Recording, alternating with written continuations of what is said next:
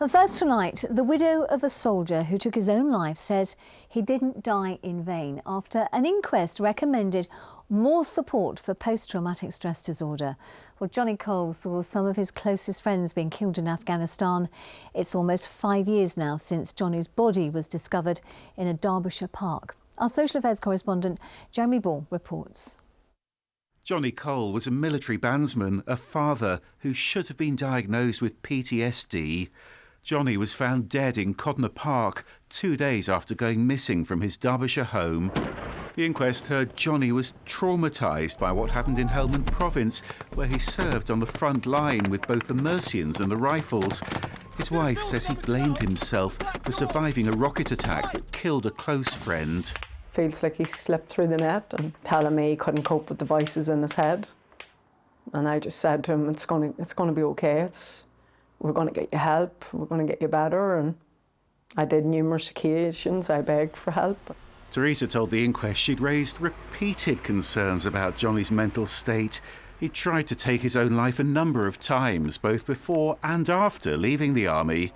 Veterans can get NHS support through what's known as Op Courage, but some arrive with post-traumatic stress disorder which hasn't been diagnosed. It needs to be identified when they're in service. There has been a reluctance for diagnosis, and I think that dates back historically to people getting a diagnosis and then putting in compensation claims. The Ministry of Defence says everyone who leaves the armed forces gets a final medical examination, and anyone needing treatment will be advised on how to get help. But Teresa says it's important to listen to their families too. It shouldn't have to be the veteran coming forward. It should be a mother, a son, a brother, a sister.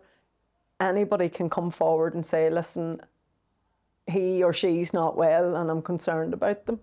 Teresa hopes Johnny would have been proud of her fight for better support and that any resulting changes can help prevent future deaths.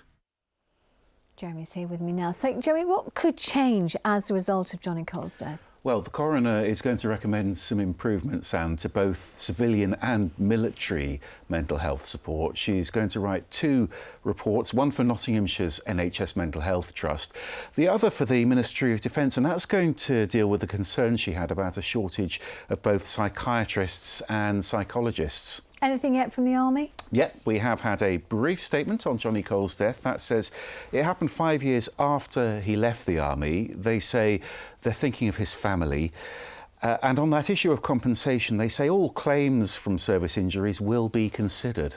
Now, I know you went out to Afghanistan and it was actually with Johnny's battalion.